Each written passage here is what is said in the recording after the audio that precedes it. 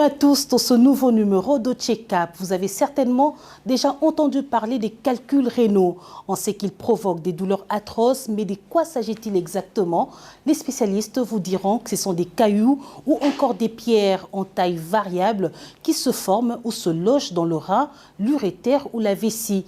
Ils provoquent une grosse souffrance que l'on ne souhaiterait vraiment à personne. Ces douleurs atroces sont appelées coliques néphrétiques. Mais quel remède face à cette situation pour soulager les patients, soit en pratique la chirurgie, soit en recours à la lithotripsie, cette pratique qui consiste à fragmenter ces cailloux par des ondes de choc et ainsi inviter des chirurgies à répétition car la récidive est fréquente. Comment cela se passe-t-il? Le traitement est-il disponible en République démocratique du Congo? On en parle dans ce check-up juste après ce dossier. Les calculs rénaux, médicalement connus sous le nom de lithiase rénale, ces petits cristaux qui se forment au niveau de rein et de l'appareil urinaire, causant des vives douleurs chez les personnes qui en souffrent. Au Centre quinois de radiodiagnostic et d'imagerie médicale de Kinshasa, Léna, cette jeune fille de 17 ans, vient de bénéficier d'un traitement par laser pour fragmenter ses cailloux qui rendent sa vie insupportable. À l'aide d'un moniteur, le médecin répare le caillou et l'écrase en petits morceaux qui vont ensuite s'éliminer à travers les urines. Un traitement moins agressif, mais très efficace. Aujourd'hui, elle a bénéficié d'une lithotripsie et Dieu merci, de manière spectaculaire, on a pu casser la lithiase en très peu de temps, en moins de 15 minutes. On a cassé la lithiase qu'on avait vue à l'échographie. Et en moins de 500 coups déjà, on avait tout cassé. Vous avez été témoin de cela. Et il n'y a pas eu de saignement, il n'y a pas eu un traumatisme majeur. La patiente était tout à fait calme, elle n'a pas crié, elle n'a pas pleuré. Mais nous, on a vu le bénéfice de l'action qu'on a menée aujourd'hui. En moins d'une heure, la patiente peut se lever et retourner chez elle. La première fois quand j'étais venue, j'avais de fortes douleurs. 2 semaines après, je suis revenue pour la deuxième séance. Maintenant, je me sens très bien. Léna souffre des calculs rénaux depuis l'âge de 10 ans, affirme sa mère. Elle a même subi une intervention chirurgicale qui avait permis de retirer ses cailloux. Mais 7 ans après, le problème est revenu. On a essayé de l'opérer à l'âge de 10 ans. À 17 ans encore, on a vu, ça revient encore. Elle avait de fortes douleurs. On ne dormait même pas. On ne dormait même pas. Elle avait des fortes douleurs. On lui donnait tantôt 5 produits des antidouleurs. Ça ne tenait même pas. Elle ne mangeait même pas. Elle faisait des vomissements. Après seulement cette séance-là, elle s'est mise debout, elle a demandé à manger, elle a bu de l'eau, tout et tout. Elle a tout fait. Maintenant, elle est souriante, elle est vraiment joyeuse. Maintenant, ça va. Le CKR a investi dans cette technique révolutionnaire pour répondre aux besoins des personnes qui souffrent de cette maladie. Grâce à cette technologie, les patients ne sont pas traumatisés par des chirurgies à répétition. Actuellement, les petites lithiases rénales ne s'opèrent plus. Vous pouvez aller partout ailleurs dans le monde, on vous dira. Parce que généralement, cette maladie, elle récidive. Et alors, on ne fait plus trop de traumatisme au corps humain. Et vous voyez, aujourd'hui, c'est formidable. On a cassé la pierre, mais il n'y a pas eu une cicatrice, pas une goutte de sang qui a coulé, ou une transfusion, ou une perfusion qui a été donnée à la patiente. La suite logique du traitement entraînera que les premières urines qui vont sortir puissent être colorées de sang. Et ça, c'est normal. Dans ce centre de radiodiagnostic et d'imagerie médicale, nous avons également rencontré Medson, venu pour sa 2e séance. Victime de calculs rénaux depuis 2009, il affirme mieux se porter.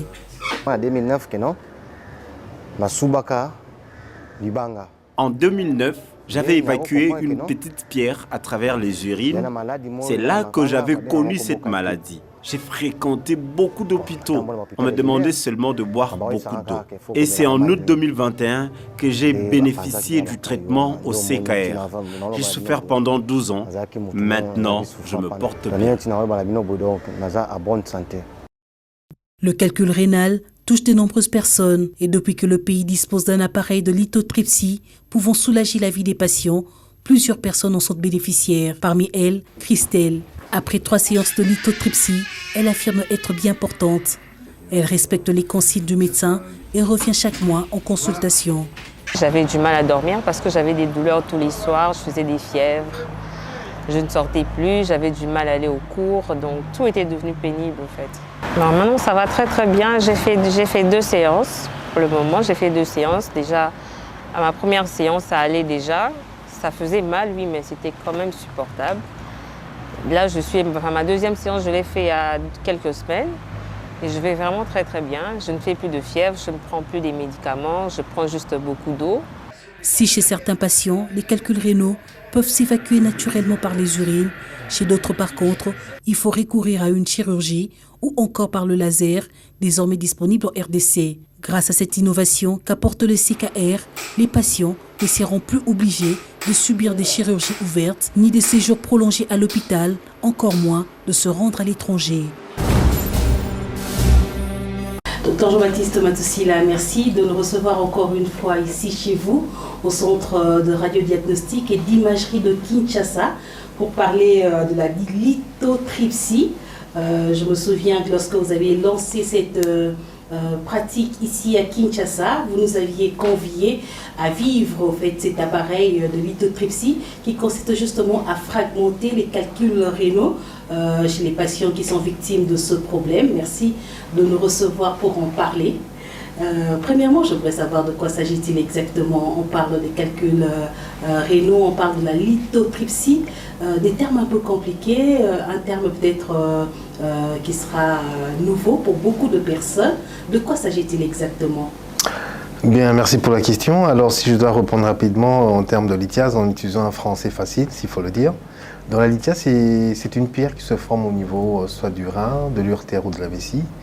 Et la lithotripsie, c'est le fait de pouvoir détruire cette pierre qu'on appelle lithiase, donc par des procédés qui sont extracorporels, parce qu'il y a la lithotripsie qui peut être par voie de sonde, on entre par la vessie et puis on remonte jusqu'au niveau du rein. Par l'endoscopie. Par l'endoscopie si vous voulez. Et puis nous, ce que nous utilisons, c'est la lithotripsie extracorporelle. En abrégeant, on appelle ça la LEC.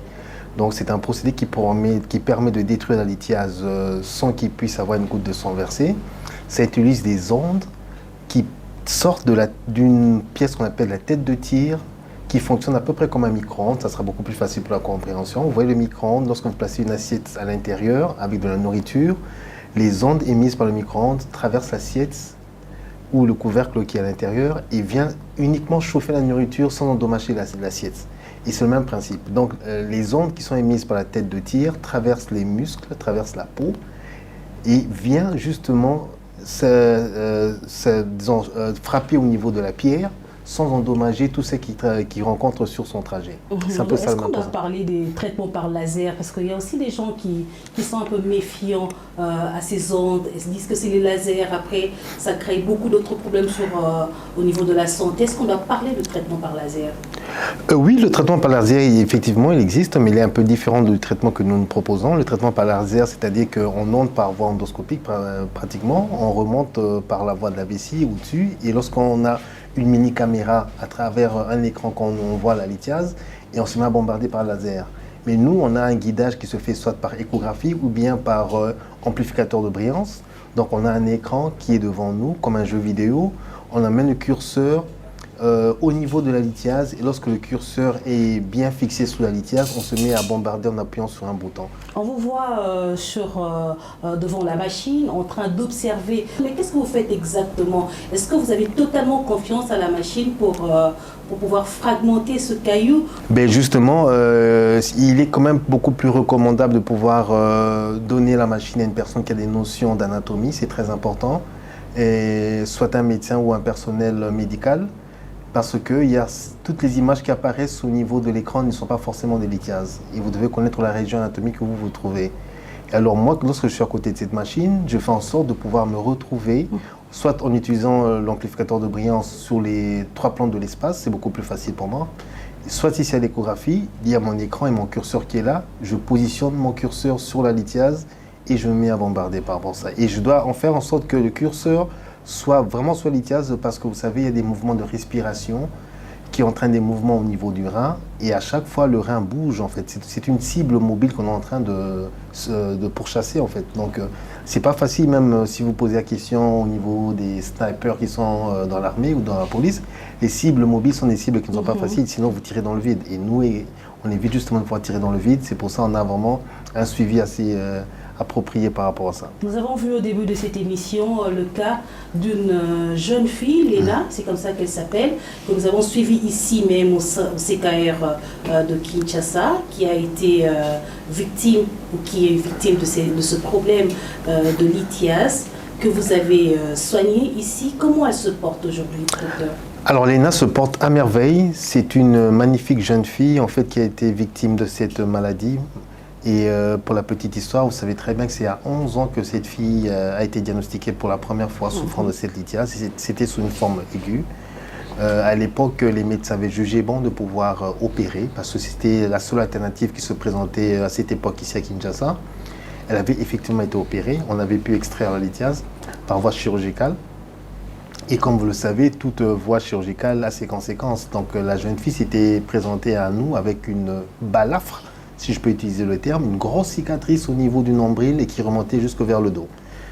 Et comme vous savez que la lithiase est récidive toujours entre 5 et 8 ans, elle était dans cette période de récidive. Effectivement, elle est revenue chez nous avec un bon venant de son médecin. Et selon la petite histoire, le médecin avait quand même réalisé qu'il ne voulait plus la mettre une deuxième cicatrice sur le dos.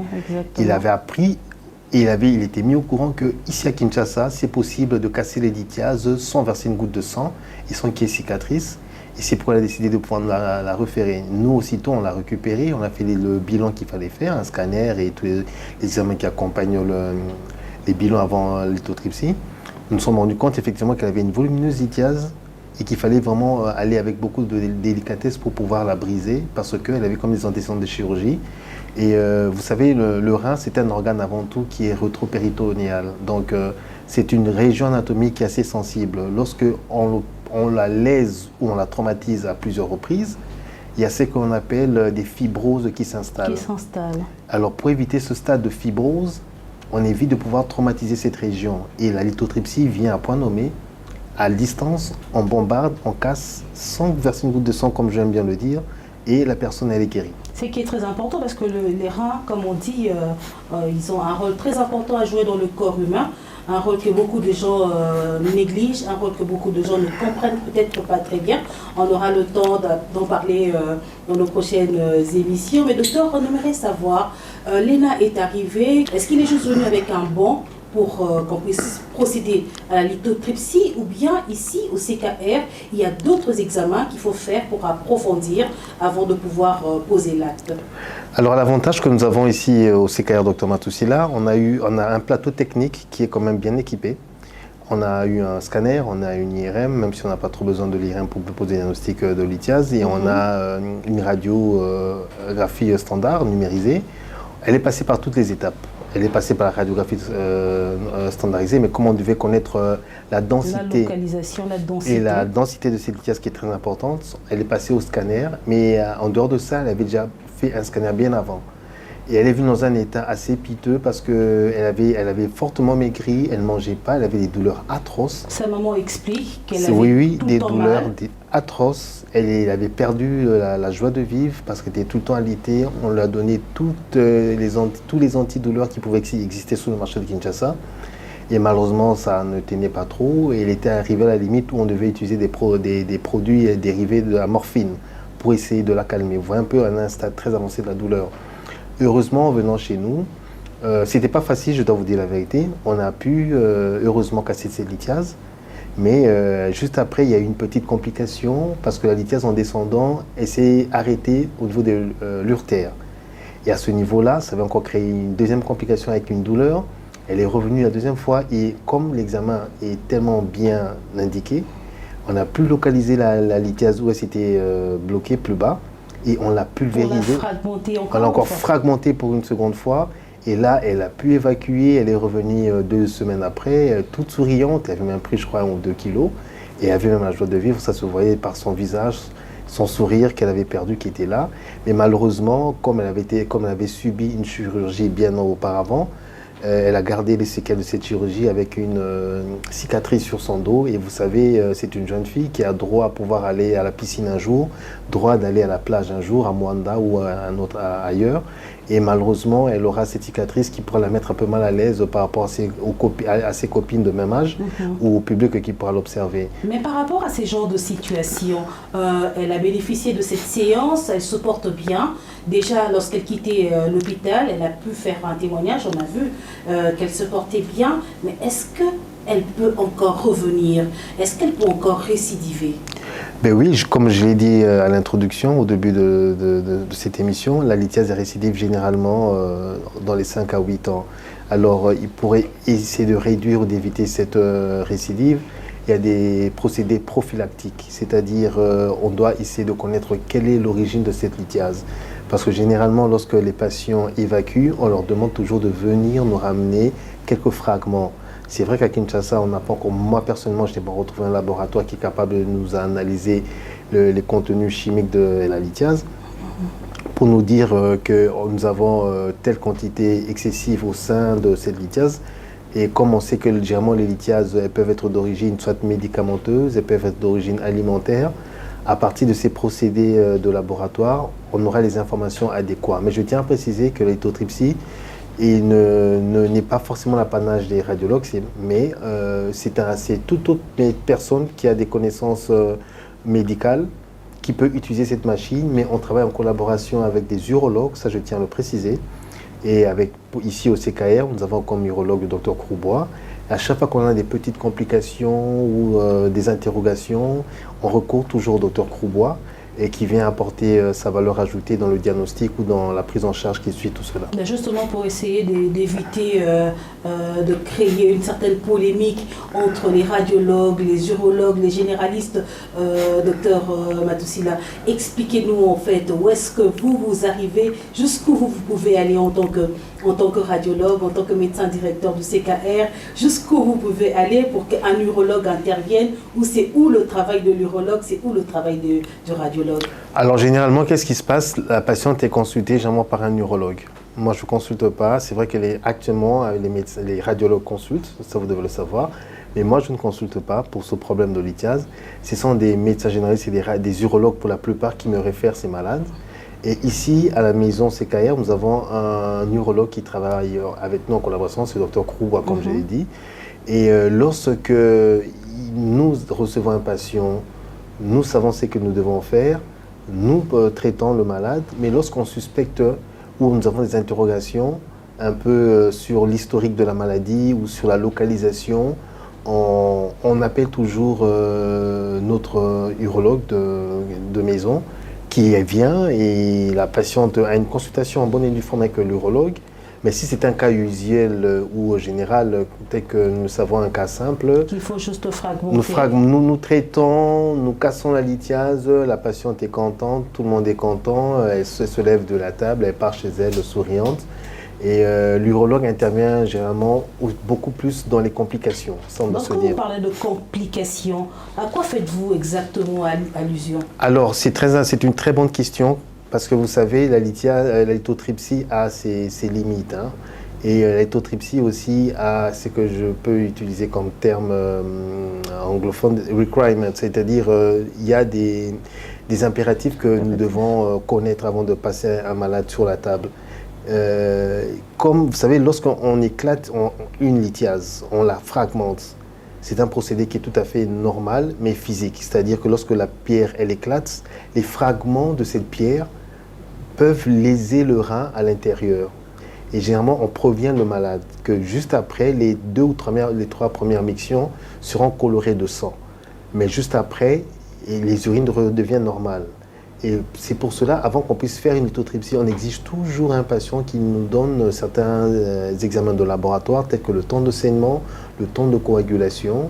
Et puis il y a des questions qui sont sine qua non et impératives qu'on doit savoir, surtout si c'est un patient qui est âgé, si le patient est hypertendu, ce n'est pas une contre-indication, mais par la suite, dans le traitement de l'hypertension, on donne un médicament qui est contre-indiqué en utilisant la lithotripsie, c'est l'aspirine junior.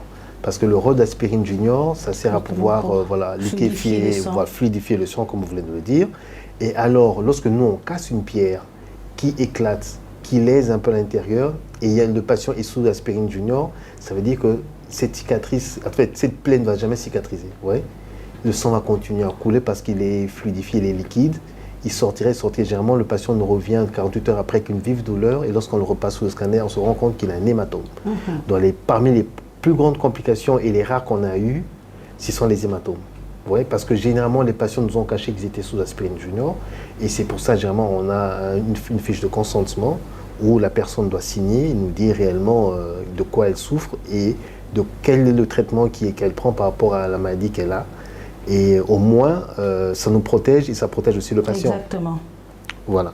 Mais est-ce que la plupart des patients arrivent à vous ramener cette pierre? Parce que certaines personnes évacuent sans pour autant savoir qu'ils avaient déjà évacué. Tout justement, en tout cas, on a 90% des patients qui nous ramènent des pierres. Parce que lorsqu'ils évacuent, c'est un peu spectaculaire et même d'autres s'étonnent. J'ai reçu un patient qui est revenu le lendemain. Il était tellement content qu'il m'a dit « Mais docteur, vous avez mis une dynamite dans mon rein, c'est quoi? Je suis en train de pisser des pierres à la place des urines. » Sa conviction. Ah oui, ça sort vraiment comme dans une carrière. Et moi, pour rigoler, j'ai dit « Écoutez, mon mur de derrière s'est cassé, ramenez-moi, je vais construire mon mur derrière. » Voilà, parce que ce sont des pierres, hein, ce sont des pierres vraiment. La plupart nous ramènent, ils sont très contents de voir que voilà, il y a des corps étrangers qu'ils arrivent à évacuer consciemment. Et c'est formidable. Tout à l'heure, docteur, vous aviez évoqué le problème d'alimentation, mais on aimerait quand même revenir sur les causes. Qu'est-ce qui causerait ce problème de calcul dans les reins? Qu'est-ce qui serait à la base? Est-ce que c'est l'hérédité? Est-ce que c'est l'alimentation? Est-ce que c'est la consommation de boissons alcoolisées ou de soda? Est-ce que vous pouvez essayer d'aider la population? Alors, pour utiliser un français facile, les causes de lithiase, elles sont multiples. Hein. Il y a l'alimentation et la boisson. Aujourd'hui, on incrimine même les boissons gazeuses. On dit souvent qu'elles sont responsables de lithiase à long terme. Vous avez l'eau que l'on consomme. La composition de l'eau, lorsqu'il y a beaucoup d'eau calcaire, généralement, on est victime de ce genre de maladie. Et dans l'alimentation, je vais vous donner un petit exemple un peu concret. Actuellement, plus de 50% de mes patients que je reçois viennent du Katanga. 40% de mes patients que j'ai reçus l'année passée venaient du Congo central. Lorsque vous voyez un peu leur cartographie, ce sont des portions de territoire qui sont riches en calcaire. Au Congo central, on a des cimenteries, on a des carrés miniers, parce qu'au Congo central, je peux vous dire que c'est la petite, sur le plan mining, c'est la carte en miniature du Katanga, comme on dit. Vous savez, on trouve de l'or, on trouve du cuivre au Congo central, on trouve du calcaire en grande quantité, on trouve un peu trop de choses. C'est pour ça, les deux grands, sur le plan géographique, les deux grands groupes de malades que je reçois ici viennent soit du Congo central, soit du Katanga. Alors Katanga, vous voyez le sol, il est riche en minerais et les plantes qu'on consomme là-bas, localement, que ce soit les légumes ou quoi, donc ils tirent du sol quand même une partie de ces minéraux. Et que lorsqu'on prépare, malheureusement, on n'a pas les procédés pour les éliminer. Et eux, en les mangeant, en les consommant, voilà, on mène soit ces calcaires avec eux. Et comme vous savez, le rôle du rein, c'est de filtrer un peu. Et voilà, le rôle du rein fait, voilà, le rein joue son rôle correctement. Il retient ce qu'il doit retenir, ce qui est dangereux ou nocif pour la santé.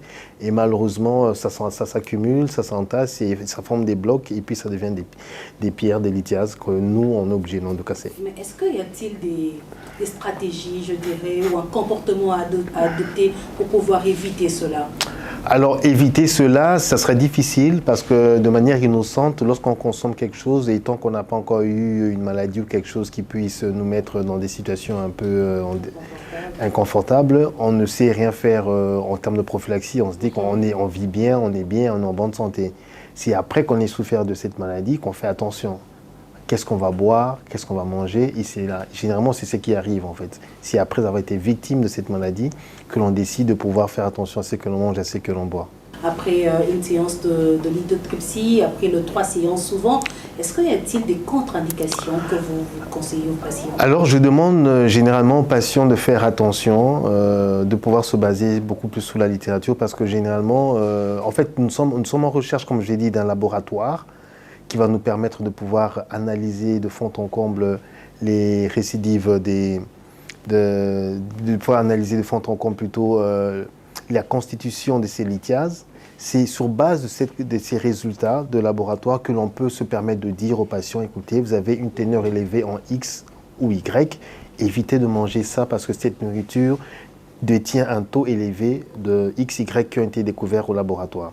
Généralement, c'est après les résultats de laboratoire qu'on peut se permettre de donner une bonne prophylaxie aux patients pour leur demander d'éviter un type de nourriture ou de boisson. Jusque-là, comme on n'a pas encore des laboratoires pour pouvoir faire ces genres d'examens, votre travail, c'est de continuer à les pulvériser, à les fragmenter pour essayer de soulager, je dirais, les patients qui en souffrent. Docteur, la plupart arrivent avec des douleurs au niveau du dos. J'ai mal au dos, j'ai mal au ventre, j'ai des spasmes, j'ai des coliques. On parle des coliques néphrétiques.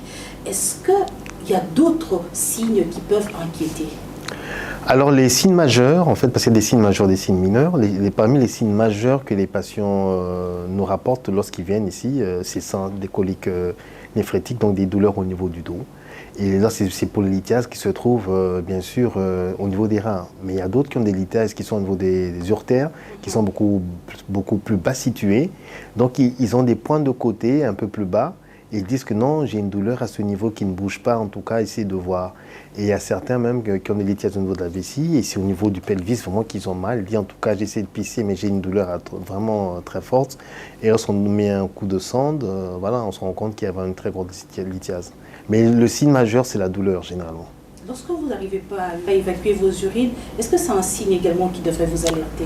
Ça dépendra de l'âge, parce que vous savez, les personnes âgées qui peuvent avoir une hypertrophie de la prostate, il y a la même symptomatologie. Le patient arrive à la toilette, il essaie de faire une miction, ça ne sort pas. Mais si c'est un jeune, par contre, qui n'a pas été victime de traumatisme, qui n'a pas été victime, qui ne souffre pas de l'hypertrophie de la prostate et qui arrive à ce stade en voulant uriner que ça ne sort pas, oui, ça c'est inquiétant. On doit a priori penser à cette lithiase. Il y a une obstruction et généralement l'obstruction la plus probable c'est une lithiase. La lithiase a souvent été méconnue quand même, hein, et elle est toujours méconnue au sein de la population parce qu'il y a beaucoup de gens qui ont des douleurs au niveau du dos et qui sont à tort considérés comme des lombalgies ou de l'arthrose lombaire. Moi j'en ai reçu un cas récemment il y a une semaine, un professeur qui m'a donné cours qui estimait qu'il souffrait d'une arthrose du dos. Il dit ça fait 5 ans qu'il a mal, il croit qu'il est avancé en âge et puis que c'est ça, il ne pouvait rien faire. Quand par hasard, j'ai dit écoutez professeur, venez, je vous fais une simple radio, ça sera gratuit. Et je tombe sur une très grosse lithiase. J'ai dit professeur, c'est pas votre dos va très bien, mais c'est juste à côté de votre dos qu'il y a un problème, vous avez une lithiase. Et là, c'est un autre discours qu'il faut adapter à la réalité. Il faut lui dire qu'il faudra casser cette lithiase. Et vous lui faites comprendre qu'actuellement, c'est vrai que la lithotripsie, parmi encore les limites de la lithotripsie, c'est le volume de la lithiase aussi. Si elle est vraiment très grosse, comme on dit souvent dans le jargon, une lithiase coralliforme, là, la chirurgie doit intervenir. Même si la lithiase peut se fragmenter en plusieurs séances, en plusieurs morceaux, mais généralement, si on dit qu'elle est très volumineuse, là, il ne faut pas perdre son temps, il faut faire intervenir les urologues. Mais si ce sont des lithiases conventionnelles, comme nous on le dit, là, on passe automatiquement par l'lithotripsie. Donc, comme pour revenir à la petite histoire, donc c'est un peu ça. Si la lithiase elle est encore méconnue au sein de la population, et il y a encore beaucoup de nos confrères médecins généralistes aussi qui passent souvent à côté du diagnostic. Et dans le traitement qui donne aussi malheureusement à beaucoup de patients, c'est connu de tout le monde, lorsqu'on a des lithiases, qu'est-ce qu'il faut faire? Il faut boire beaucoup d'eau. Ça ne suffit pas. Malheureusement, l'eau ne suffit pas pour évacuer une lithiase. D'ailleurs, ça, il y a encore beaucoup de procédés qu'il faut appliquer. Il y a encore beaucoup de procédés qu'il faut appliquer. On aimerait bien s'étendre sur ça au cours de cette émission. Docteur Matussila, qu'est-ce qu'il faudrait faire? On dit qu'il faudrait boire beaucoup d'eau. Pour ça vous permettra d'évacuer, parce qu'il y a aussi de ceux-là qui suivent un traitement médicamenteux. Et après les médicaments, on va vous dire buvez de l'eau, buvez de l'eau. Mais ma question, docteur, c'est quelle eau qu'il faudrait boire? La qualité de l'eau aussi. On dit à certaines personnes qu'il faudrait éviter l'eau de robinet parce que ça pourrait encore vous ramener d'autres problèmes. Il faudrait boire de l'eau minérale. À d'autres, on dirait qu'il faudrait boire l'eau de source et éviter l'eau minérale. Vous, en tant que médecin, qu'est-ce que vous conseillez à la population, surtout à vos patients? Honnêtement, c'est vrai que moi je ne suis pas un médecin soignant parce que c'est les urologues vraiment qui peuvent apporter ce conseil. Mais moi, depuis que j'utilise cette machine, je ne peux que prêcher pour mon église, comme on dit. Je vous dirais, venez, on va casser cette pierre, c'est beaucoup plus simple. Là, au moins, ce n'est pas quelque chose d'aléatoire. On sait ce que l'on fait, on voit le mal qui est en vous et on le pulvérise. Et là, au moins, je suis sûr, parce que boire de l'eau, ça ne suffit pas. Vous pouvez dire au 1er janvier, une personne buvait de l'eau. Au mois d'août, il revient à douleur et larve. Je te dis, buvez de l'eau, il va vous dire, écoutez... 5 litres par jour. Voilà. Mais le problème n'est toujours pas résolu. Le problème n'est pas résolu. Alors, tant que la médecine a fait tellement de progrès, je crois qu'on doit se mettre quand même au diapason d'évolution de la médecine. Hein. Il faut qu'on se rende compte quand même que voilà, il faut s'adapter à l'évolution de la médecine. Les diagnostics précis, maintenant, ça existe. Les machines qui sont là existent. Si on a les moyens, pourquoi pas ne pas les utiliser? Il faut quand même dire la vérité aux patients que maintenant, grâce à l'imagerie, que ce soit le scanner, l'échographie ou la radio, on diagnostique la lithiase.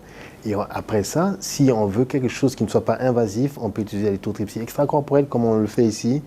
Et voilà, il n'y a pas de cicatrice, il n'y a pas d'hospitalisation, il n'y a pas de perfusion, il n'y a pas de transfusion. Donc il y a un gain énorme. Combien d'heures ça prend justement une séance de lithotripsie? En moyenne, ça dure 1h20, 1 heure, parce que comme je vous dis, la lithiase, on tient compte aussi du volume et puis de la densité.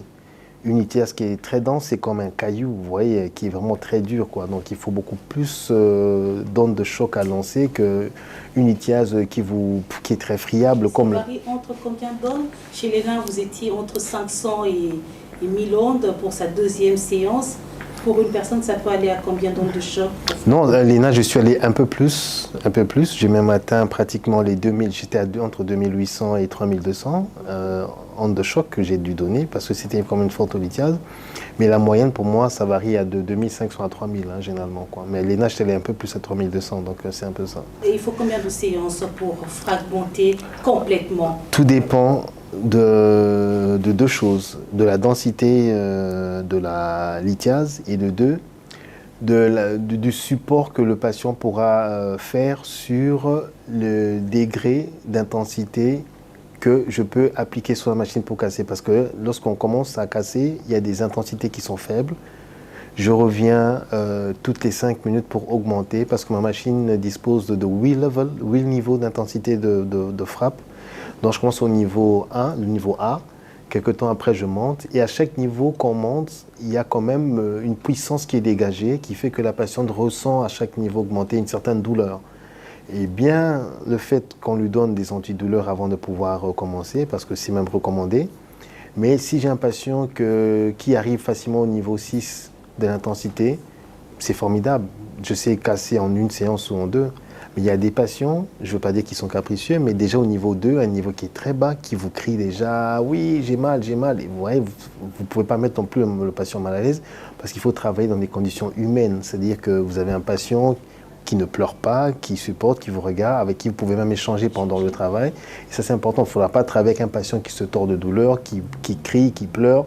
Vous voyez, cet aspect-là des choses, ce n'est pas assez commode. Donc, plus ce patient est capable de supporter le niveau d'intensité, et plus c'est intéressant et on utilise moins de séances pour fragmenter la lithiase parce qu'on a des intensités beaucoup plus élevées et on a des résultats beaucoup plus probants. Tout à l'heure, vous avez soulevé un point quand même très important en présentant le cas d'un patient qui est venu avec des douleurs au dos. Docteur, est-ce que plus le caillou reste au niveau de rein, y a-t-il de crainte que cela puisse endommager vos reins? Ben, tout à fait. Vous savez, une lithiase, elle peut être obstructive ou non obstructive. Lorsqu'elle est obstructive, c'est-à-dire que les urines ne descendent plus correctement au niveau de la vessie.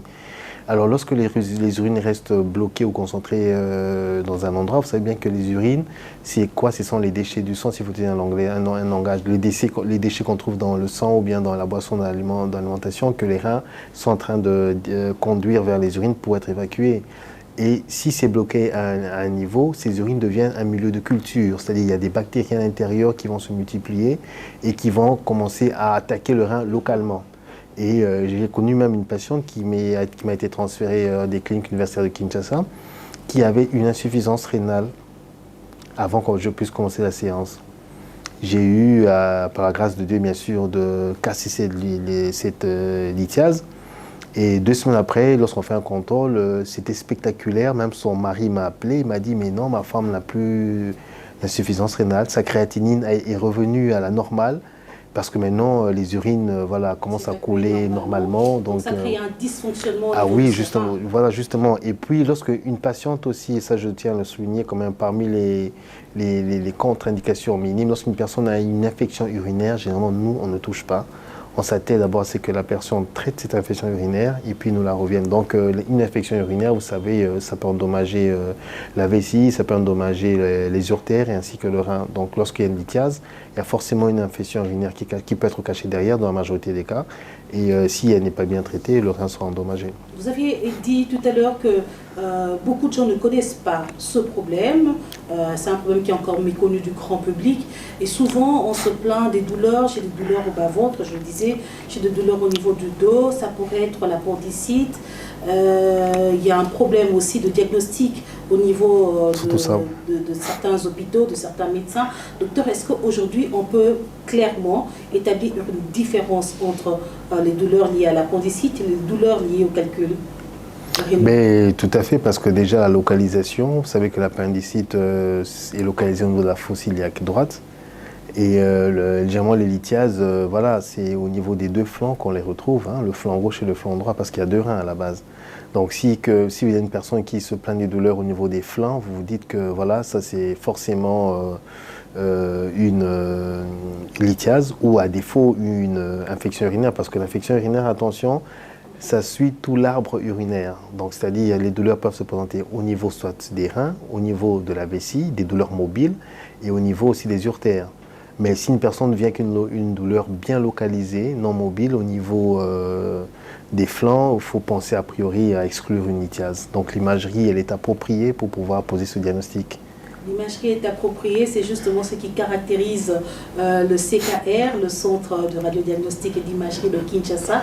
Aujourd'hui, vous vous spécialisez, je dirais, un peu plus dans la lithotripsie, fragmenter ces cailloux. Vous êtes, je dirais, le seul centre à Kinshasa qui offre ce traitement. Docteur, est-ce que c'est à la portée des Congolais? Est-ce que la population congolaise qui souffre de ce problème, qui a ce problème en famille, est-ce qu'ils peuvent s'offrir ce traitement? Ben oui, alors je voulais quand même revenir sur ce que vous avez dit. Pour la lithotripsie extracorporelle, effectivement, le seul endroit viable en RDC, je précise, en RDC, c'est le centre quinois de radiodiagnostic, CKR Dr Matoussi là. Mais en dehors de ça, il y a 2 cliniques de la place qui proposent l'usage du laser. Et si vous allez vous rendre, si vous allez même pour vous renseigner, en réalité, ils ne font pas ça. Je ne veux pas dire des aventures, mais c'est quand même pas du tout honnête de leur part. Et lorsque même vous voyez le prix qu'ils sont en train de mettre par rapport à cet examen, c'est un prix qui est exorbitant. Alors la question, pour revenir, quel est le coût? C'est vrai que ça a quand même un coût. Parce que c'est un équipement qui a été acquis, qui est de marque allemande et qui a été acquis quand même sur base de nombreux sacrifices que l'hôpital a consentis, parce qu'on n'a pas de subvention de l'État, ça doit être bien clair. On fonctionne sur fonds propres, avec tous les aléas que vous connaissez. Donc pour nous, on s'est dit, comme on est au milieu de la population, on va mettre un prix promotionnel. Donc le prix que vous voyez ici au CKR, c'est un prix qui inclut 3 séances. Ce n'est pas comme ailleurs, vous payez, c'est juste une séance et puis que ça se casse pas ce même jour, c'est fini, basta, comme on dit en français facile.